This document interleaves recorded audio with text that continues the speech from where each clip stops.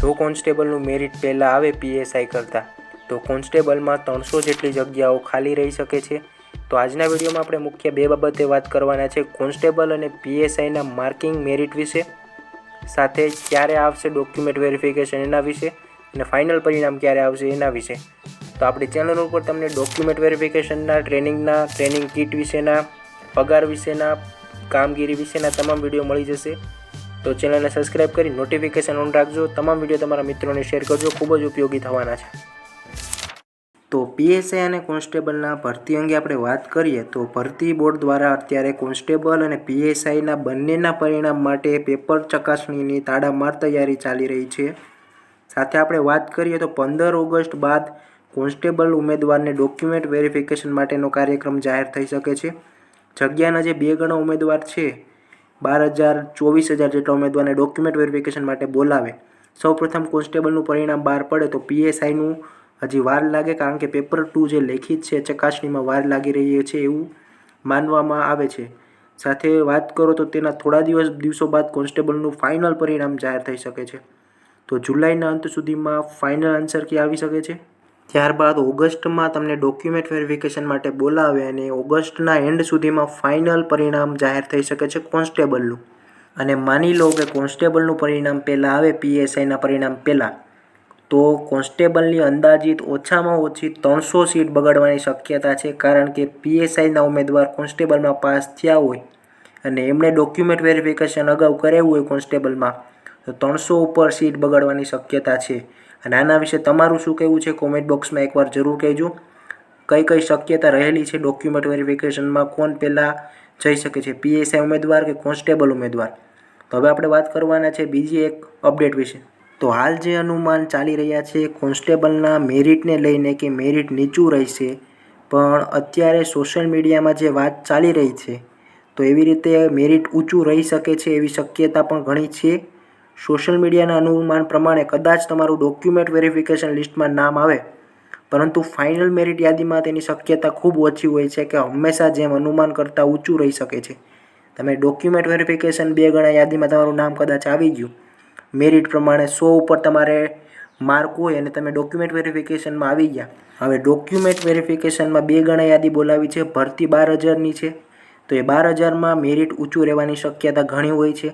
તો એના માટે જે ઉમેદવારને મેરિટમાં માર્ક આપણે અગાઉથી કીધેલું છે કે પહેલાં મેરિટ ફાઇનલ આન્સર કીનું મેરિટ આપણે કહેતા હોય છે એટલું કટ ઓફ આવે, ડોક્યુમેન્ટ વેરિફિકેશન બાદ મેરિટ ઊંચું જતું હોય છે.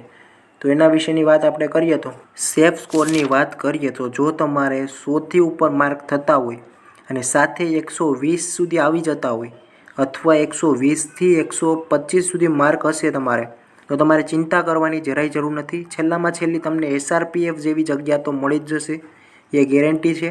તો એટલા માટે તમારે માર્ક ચાલીને નહીં, ડોક્યુમેન્ટ વેરિફિકેશન બાદ જે મેરિટ આવે છે ફાઇનલ મેરિટ કટ ઓફ, એ પ્રમાણે ધ્યાન દેવાનું છે. ડોક્યુમેન્ટ વેરિફિકેશન બાદ પણ ઘણા ઉમેદવાર હોય છે એવા કે જે ફાઇનલ મેરિટમાં આવતા નથી. તો તમે કોઈ પણ કેટેગરીમાં હોય, તમારે ખાસ કરીને 110થી 130 સુધી તમારે માર્કિંગ છે તો તમારે ચિંતા કરવાની નથી. છેલ્લામાં છેલ્લી જનરલ કેટેગરીના માર્ક હું કહું છું, બાકી બધી કેટેગરી તમે સમજી શકો છો કે એના માર્ક કેટલા હોઈ શકે છે.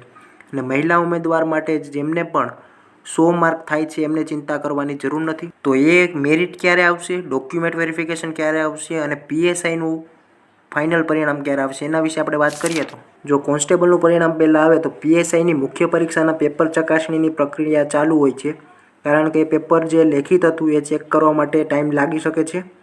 કારણ કે બધા ઉમેદવાર અત્યારે એવું ચાલીને હાલે કે પાર્ટ Aમાં અને પાર્ટ Bમાં 40% થઈ ગયા હોય અને એ લોકો પેપર 2 માટે ક્વોલિફાય હોય લેખિત માટે, તો વધુ પડતા પેપર ચેક કરવાના થતા હોય છે.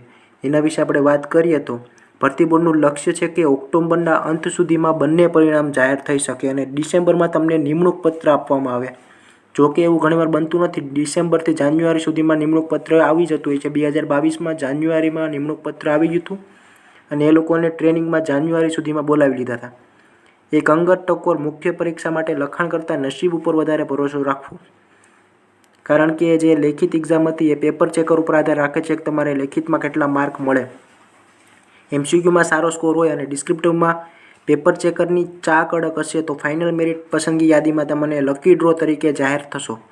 લકી ડ્રો તરીકે એટલે MCQમાં પેપર 1માં તમારે સારા માર્ક તમે ખેંચી લીધા છે, 180 190 આજુબાજુ હોય, અને લેખિતમાં તમારે માનીને ચાલો કે 40 30 એવા માર્ક તમને મળી જતા હોય, તો તમારે ટોટલ 210 220 230 છેલ્લા થઈ જતા હોય, તો એવી રીતે લકી ડ્રો પ્રમાણે તમારું નામ આવી શકે છે PSI માટે. તો એ PSIની જગ્યા માટે જેમને પૂરો અંદાજ છે કે આ વખતે PSIમાં એમનું પાકું છે નામ, તો એ કોન્સ્ટેબલમાં ડોક્યુમેન્ટ વેરિફિકેશન ન કરાવે, અથવા તો એમને સપનું PSIનું જ છે તો કોન્સ્ટેબલમાં ડોક્યુમેન્ટ વેરિફિકેશન ન કરાવે, જેથી કોન્સ્ટેબલમાં બીજા ઉમેદવારને જગ્યા મળી રહે. સાથે કોઈ એક પરિણામ પર ભરોસો બેસી ન રહેવું. આવનારા દિવસોમાં બીજી અન્ય ભરતી પણ આવવાની છે, તેના વિડીયો આપણે આપણી ચેનલ પર મૂકતા રહીએ છીએ, તો ચેનલને સબસ્ક્રાઈબ કરી નોટિફિકેશન ઓન રાખજો. હવે સાથે આપણે વાત કરવાના છે PSI અને કોન્સ્ટેબલના મેરિટ આવે ત્યારબાદ તમારે ડોક્યુમેન્ટ વેરિફિકેશન કરાવવાનું હોય છે, અને ત્યારબાદ તમારે ફાઇનલ મેરિટ આવતું હોય છે. એટલે ફાઇનલ આન્સર કી આવે, ફાઇનલ આન્સર કી પછી 2 ગણા યાદી બહાર પડે, એમાં ડોક્યુમેન્ટ વેરિફિકેશન આવે, અને ડોક્યુમેન્ટ વેરિફિકેશન બાદ જે ફાઇનલ પરિણામ આવે છે, અને ત્યારબાદ જે ફાઇનલ પરિણામ આવે પછી તમારી જિલ્લા પસંદગીમાં મેડિકલ આવે, મેડિકલ પછી તમારી ટ્રેનિંગ ચાલુ થતી હોય છે, નિમણૂક પત્ર બાદ તમારી ટ્રેનિંગ આવતી હોય છે. તો તમામ વિશે આપણે વિડીયો બનાવેલ છે, તમને કંઈ પણ વાંધો હોય તો આપણી ચેનલ પર જઈને ચેકઆઉટ કરી લેજો. સાથે ખાસ કરીને ધ્યાન રાખજો કે ડોક્યુમેન્ટ વેરિફિકેશનમાં જે ડોક્યુમેન્ટ જોઈએ, જે તારીખ તમારી ડોક્યુમેન્ટની પૂરી થઈ ગઈ છે નોન ક્રિમિનલ સર્ટિફિકેટની, એ તમામ ડોક્યુમેન્ટ તમારે તૈયાર રાખવા, અને સાથે ડોક્યુમેન્ટ વેરિફિકેશનમાં કઈ ભૂલ નથી કરવાની એના વિશે પણ વિડીયો બનાવેલો છે આપણે. ફોર્મ ભરવામાં કેડર સિલેક્ટમાં કઈ ભૂલ નથી કરવાની એના વિશે તમને ચેનલ પર વિડીયો મળી જશે. તો એ ડોક્યુમેન્ટ વેરિફિકેશનનો 10,000થી વધારે લોકોએ જોઈ લીધો છે, તમે પણ એ વિડીયો જોઈ લેજો એકવાર.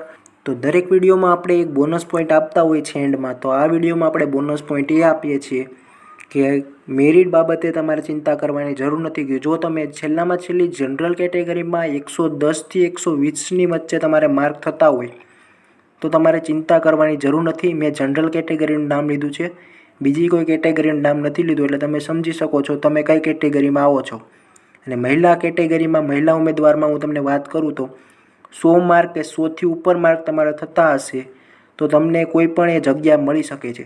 તો એવી રીતે જગ્યાની હું તમને વાત કરું, તમને મનપસંદ કેટેગરી ન મળે, પણ તમારે માર્કિંગ એવું હોય તો તમારે જે નોકરી તમારી જે નીડ છે એ તમને ફૂલફિલ થઈ શકે છે. SRPF મળે છે, એટલે હથિયારી મળે, બિન હથિયારી મળે, તો એવી રીતે તમને જગ્યા મળવા પાત્ર રહી જશે.